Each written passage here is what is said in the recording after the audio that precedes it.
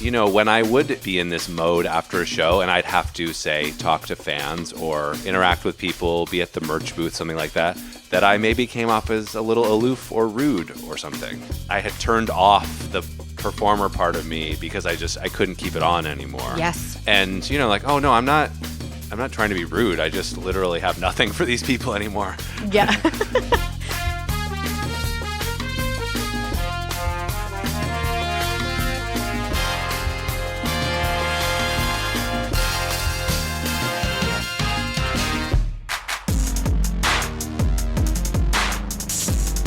Hey everyone, this is Lead With Who You Are. I'm Dia Bondi, and on this show, we're exploring and discovering what it truly means to lead with who you are, and we're doing it with people who also lead with who they are.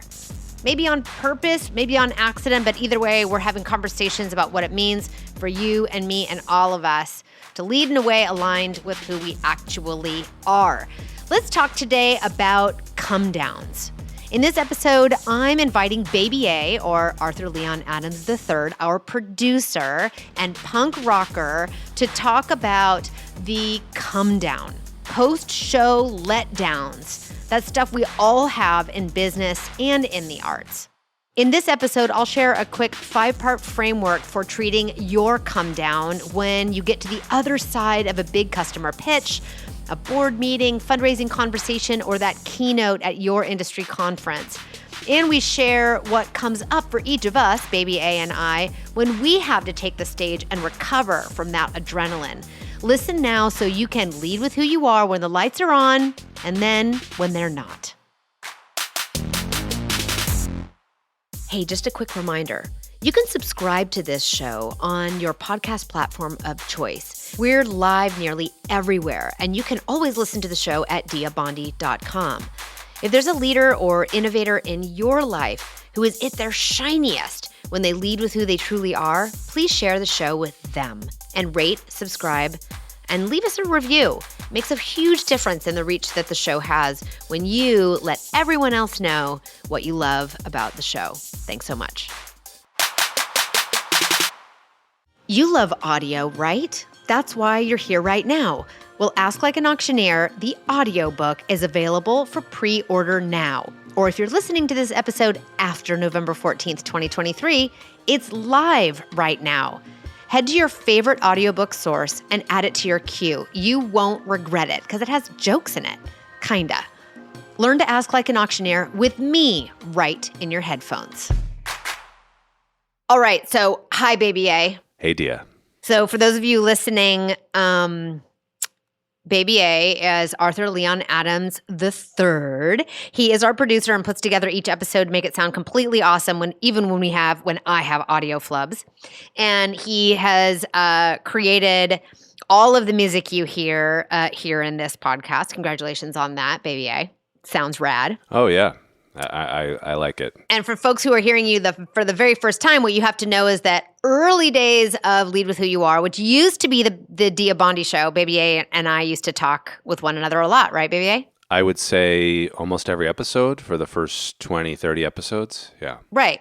And for folks, we say this to our guests when we're getting them prepped. But for those of you who are like, Baby A, why is he called Baby A? Give him the spiel. Right. We used to co-work in this creative space in Berkeley, and there was another Arthur who also worked there. And he was about, 20, 30 years older than me. So he was Big A, Big Arthur, and I became Baby Arthur or Baby A. There it is. So Yep. like when mutual friends of ours say like, oh, I talked to Arthur the other day, I'm always like, Baby A or Big A? Right. Right. So there it is. So I wanted to bring you on again in the podcast a little bit because as I've said in other episodes, I've been having like not so much fun on this show, although the episode we recorded today was more fun. And it's not about our guests. It's about me. Like I've been Grumpo-rama. And so it's more fun to have you pipe in once in a while, Baby A. So this episode is a perfect opportunity to have a conversation with you around something you and I have talked about before. So I want to talk about the come down. And even before we recorded this episode and I said, hey, I want to talk about the come down, you knew exactly what I was talking about, right? Oh, yeah. What's the come down? Well, we've talked about it many times before. And I'm a performer. I've been playing music. And before that, doing theater and things like that for many years. And the come down is after you've just put your all up there on stage or at a big meeting or at a conference or when you're speaking. And then afterward, it's the way you feel afterward. And some people, people have all different types of come downs, but the way I always describe it is that I feel empty inside and I need to just literally fill my body back up with life. Like I need to sit in a slump backstage sometimes for a half hour after I perform. Exactly. And for folks to get a picture, like, Baby A says like, oh, I've been a musician. Been a performer before. Like he's been in a bunch of bands, like always in lots of bands, always working on musical projects. But when I first met him, he was super active in a locally famous band called the Phenomenauts. I can't tell you how many times I've told people like, oh, my friend Baby A is in a band. He's playing tonight. He's in the Phenomenauts. People are like, oh, I know them. Been around a long time. Yeah.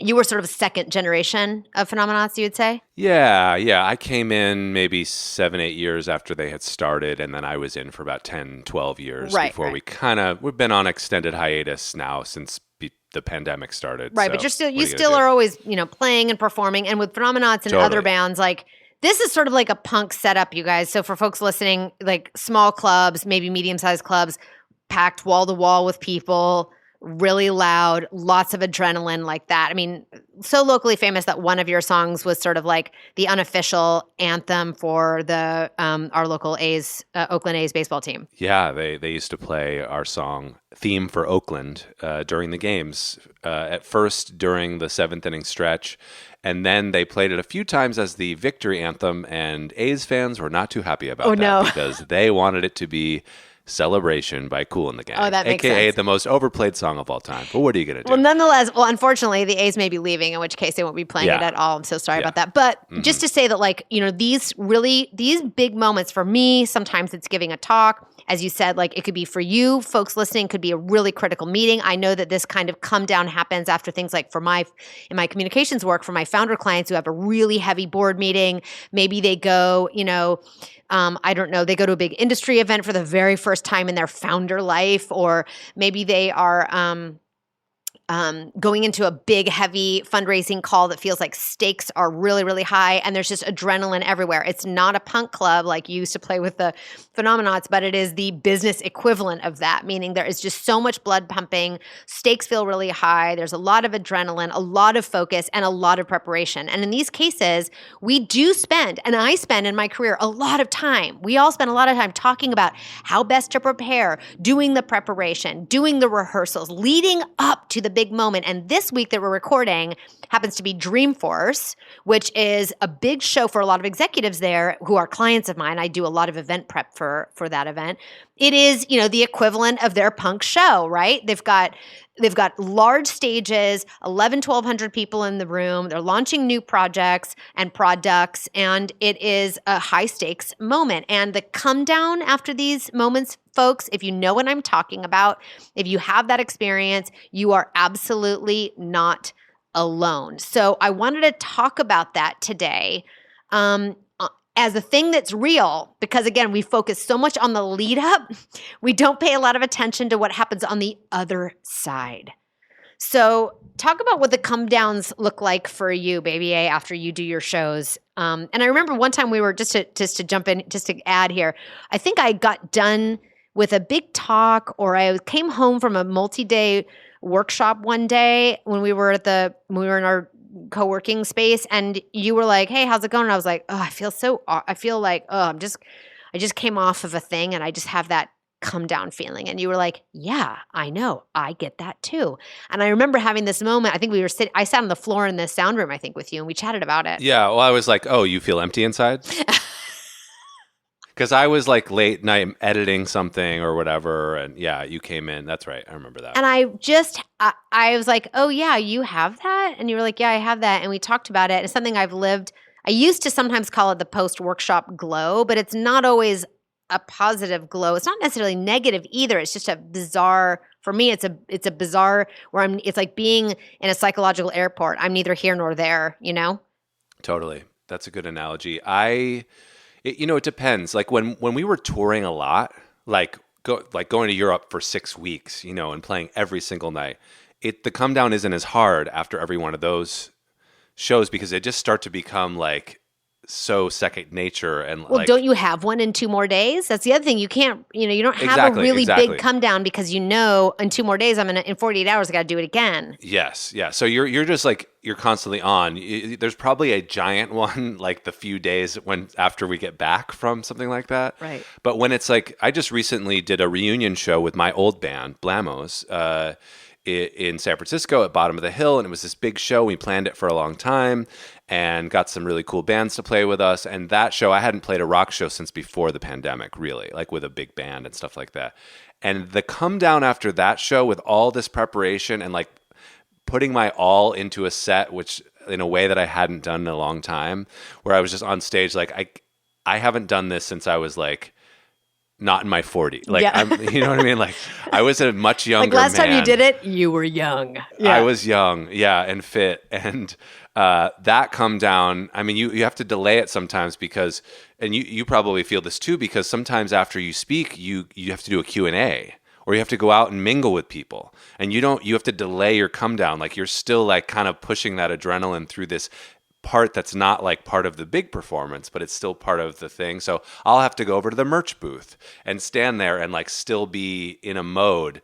But then when I get backstage, I would just slump. You just feel like a husk of a being sometimes after these things. And this can sometimes, for some folks, everybody, this can feel like a positive glow. You might have a come down that feels like a come down that is sort of like a soft, warm gratitude glow of like, oh, I can't believe I just did that. That just happened. What a wonderful experience. For some of you, you might expect that experience and walk off stage or walk out of that big, heavy conversation you had with, your board or with, a potential customer that you've been building and building and building up to be able to pitch to or whatever it is, and expect that sort of warm glow celebration and have a different feeling, have that feeling like Baby A's pointing to where you just sort of feel a little bit, hollowed out or awkward. That can happen.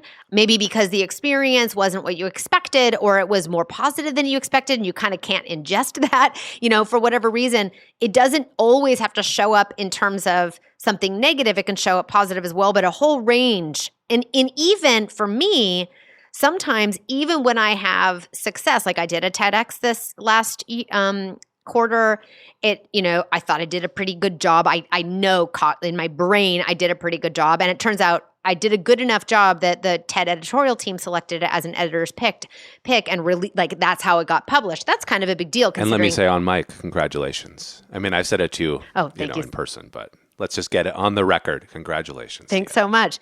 The thing I have to fight after those kinds of moments, I went out for dinner with friends afterward, is actually like a weird shame feeling kind of shows up in my body after I have a really intense or really good, even workshops too. If it's kind of distinctly intense or some real transformation happened, that look, transformation doesn't happen like I sense it because I know what I'm looking for and how people make a change or have a realization, but it's not always, this is in a business context. It's not outwardly demonstrative, but I know like, ooh, something hit there. I actually get both this weird positive glow of like, I feel so grateful for that experience, and a bizarre sort of gaslighty, shamey feeling like, did that really happen the way I think it did?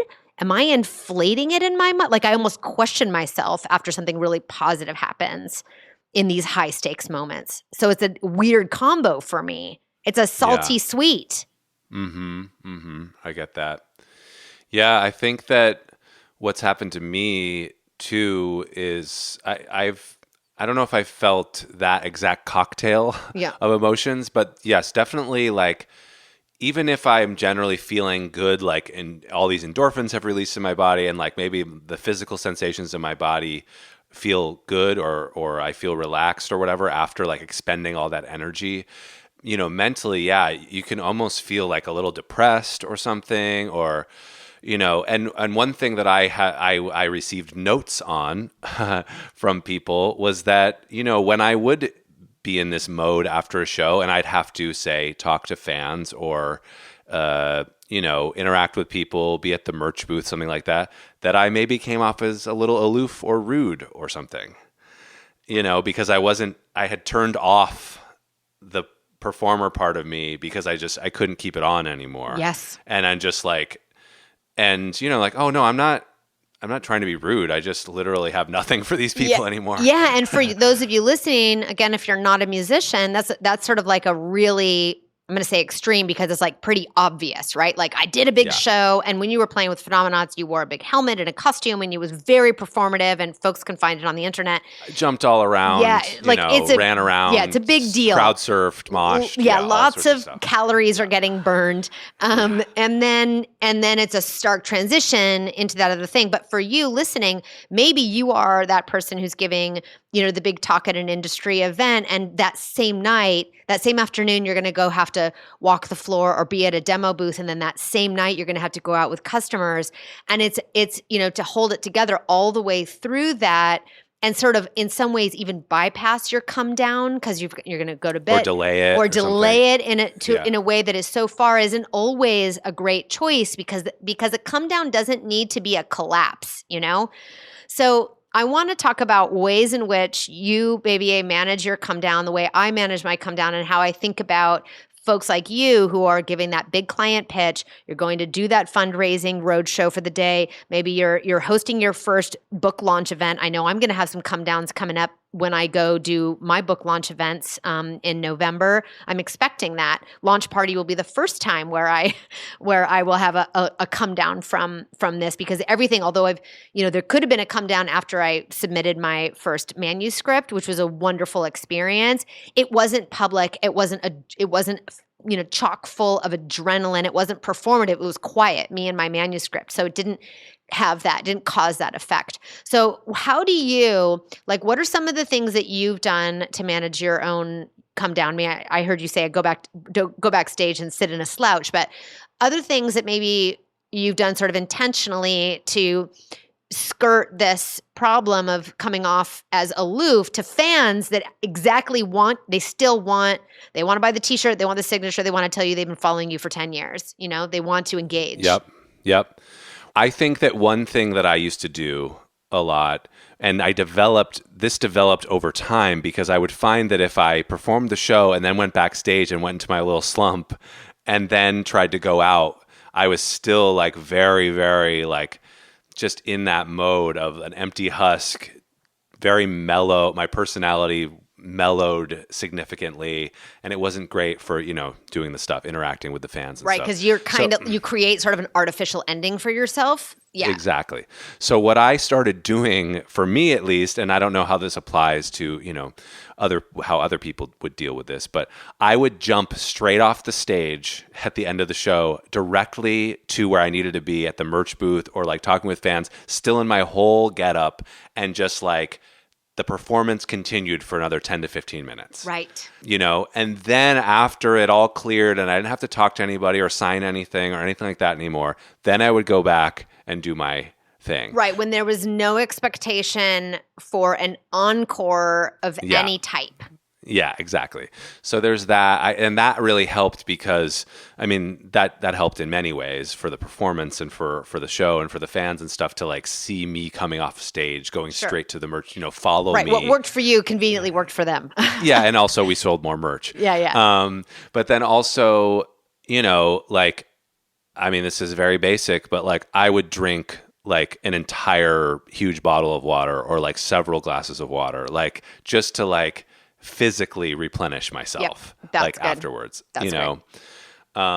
And a lot of times I'd go outside and just feel the wind on my face or something like that. Yeah, that's nice. I think for folks who maybe have to come off stage and go right into hosting a demo booth or a customer conversation or in an event context like that, noticing that if you keep it going, is that better and healthier for you so you have bigger time to actually do that come down care that you need later? For some of us, a 6-minute come down sort of aftercare routine is great and will rev your engine so you can go do the other thing. You can go to that client dinner. For some of you, like Baby A, you may need to push that out a little bit further so that you have an official and complete ending to the night, and then you can go take care of yourself. There's a beautiful book called The Power of Full Engagement by Jim Lohr and Tony Schwartz, about being able to sustain a level of engagement for longer periods of time, and ways in which you can build in micro recoveries to let you keep that sustained attention, what looks like sustained attention, over a longer period of time. My husband right now is in LA at a customer event. He is an introvert, and this entire 3 days is very demanding on his personality, and he'd be somebody that, and he does take small micro come down sort of care routines in order to be able to do the marathon of the 3 days.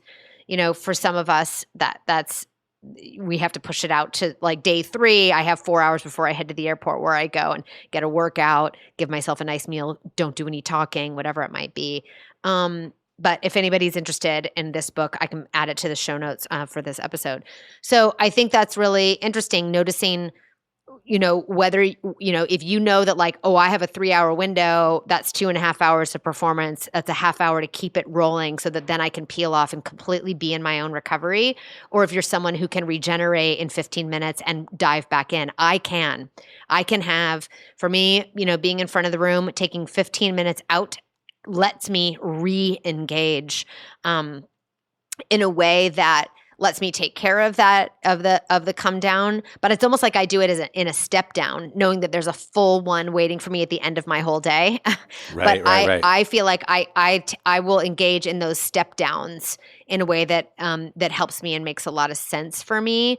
But I do it intentionally. It's not just like, oh, I feel like I have to get out of here for 15 minutes. Like I almost know that as soon as I'm done, I'm going to say hi to 2 people, and I'm walking outside where nobody can see me for 15 minutes.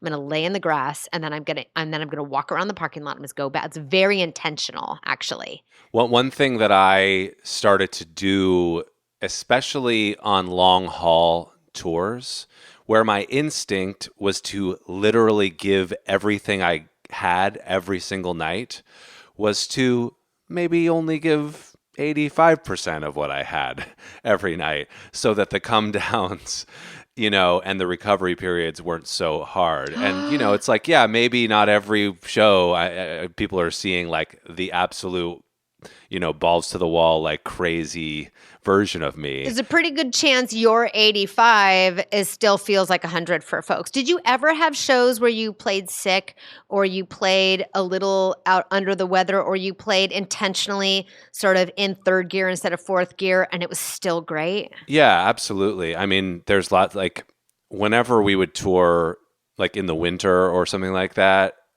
everyone in the band would get sick at some point, and it would pass, you get a tour bug and it would pass around. So I definitely would have to perform a few shows on those tours with a cold. Big cold. The thing that happens, at least for me, once you get on stage and you just start the set, like the adrenaline just carries you through for that. Yeah. But then, obviously then you feel even worse and more empty afterwards. Later. And so then it's like, hey guys, I'm not doing merch tonight. I'm not, like you just set the expectation that like, hey, on this day or whatever, I'm not going to do any of the extra stuff. I am literally going to just go back and drink tea, like hot water or something, like afterward. Yeah. So this is also, I think, a really nice point so for some of you who might recognize that you always have a big come down after a big customer pitch. I know I keep going back to these because not everyone is in a punk band, Arthur. I just speak from my experience. Yeah. That, that recognizing that part of your come down is a little easier if you engage in a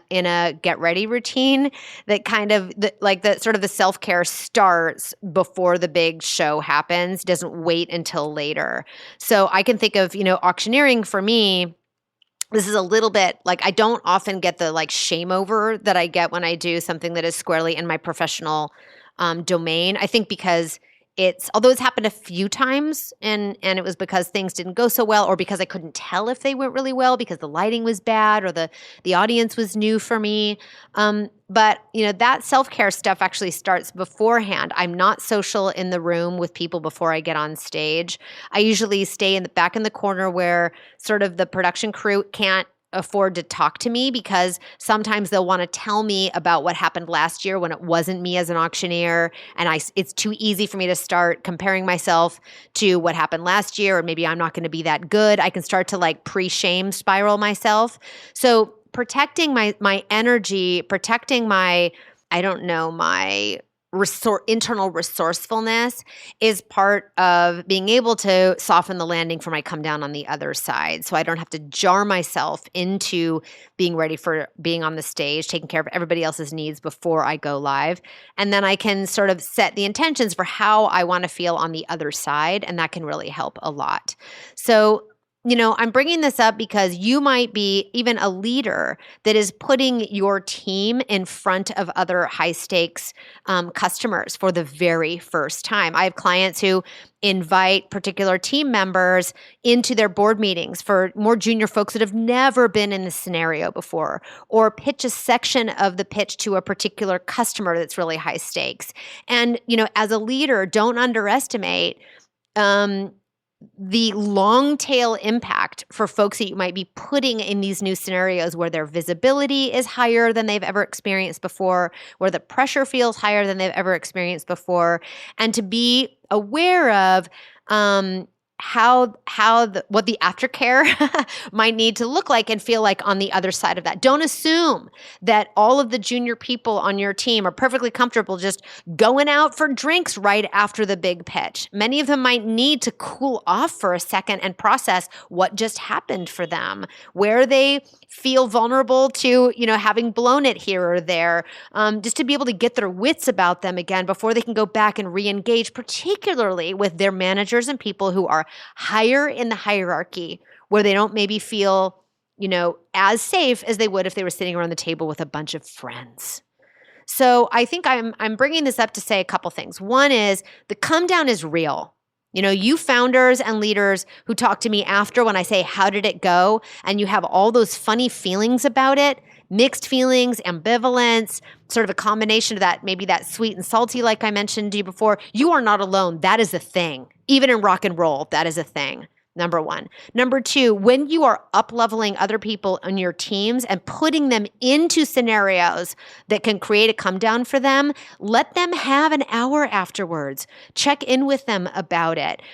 Help find opportunities to let them know what they did well in case there's someone like me that even when I'm getting an A, I can have a shame storm over, later. I can talk myself into believing it wasn't as good as it was. My TEDx was a perfect example. It ended up getting selected as an editor's pick. I mean, come on. And three, that you can choose whether if it's a long haul performance, like at the summit, we're going into fall conference season. It's starting inbound was last week. Sales Dreamforce is this week. There are opportunities across the board for you as an executive or as a leader to get into these situations. If it has to be a marathon, to find opportunities to do a step down on your way to your final come down and to notice and build in recovery time for you. And I want to give you sort of a little framework that might be helpful. And you can build off it or do your own. So to me, it's sort of these 1, 2, 3, 4, these 5 steps, which is one, when you're done, and this in Baby A's scenario, this would be after the merch conversation when you really have a stretch of privacy, to take time to take care and be tender with yourself. Even in the celebrations, there can be vulnerability. So to be tender with yourself afterwards. 2, to reflect on what worked and lock that in as something you'll do again, to get familiar with, wow, when I stand in the back of the room and sip a hot tea beforehand and not try to socialize, it made my first, taking of the stage feel so much more grounded. Great. Notice those things so that you can build them into your regular routine next time. 3, forgive yourself for what didn't work. In my TEDx, I had a little flub that, my friends and family noticed. Maybe you won't notice if you watch it, but I certainly noticed it. And I had to actively forgive myself because my dress rehearsal, flawless. So we're going to forgive yourself for what didn't work. 4, you're going to find somebody to debrief with that is a mentor, that is a peer, and someone who's not going to give you quote unquote feedback, but let you move through your own come down. here's number 5. You're going to see this particular moment in the continuum of big moments. Baby A goes on tour in Europe for 6 weeks. They're going to play 23 shows. You could have a blast of a great show on Tuesday and a terrible show on Thursday that is inside the context of a long marathon. So there is no one show, one moment that's going to make or break, okay? So putting your performance, whether it was really high or really low, both of those are equally demanding on our psychology, to put it in the context of a continuum of critical conversations, critical moments, high performance moments you're going to have in your career, along your creative pursuits, in your performance portfolio. So today, Baby A, I think this is, it's fun to talk to you and reflect on these come down moments and to remember that they're real, they're for all of us, and they deserve a little bit of attention. Absolutely. Thanks so much for being with us today, everyone. You can always listen to all our episodes at Lead With Who You Are, wherever you get your podcasts. And Baby A, it's nice to see you on the mic again, or hear you. Nice to be heard. All right, everybody. See you later. Lead With Who You Are is a production of Dia Bondi Communications and is scored, mixed, and produced by Arthur Leon Adams III. Have a question or an inquiry? Reach out to us at hello@diabondi.com. You can share, rate, and subscribe at Apple Podcasts, Google Podcasts, Spotify, or wherever you get your favorite shows. Go to diabondi.com for the show notes to find our tools, frameworks, content, and programs to help you and your team speak powerfully and lead with who you are.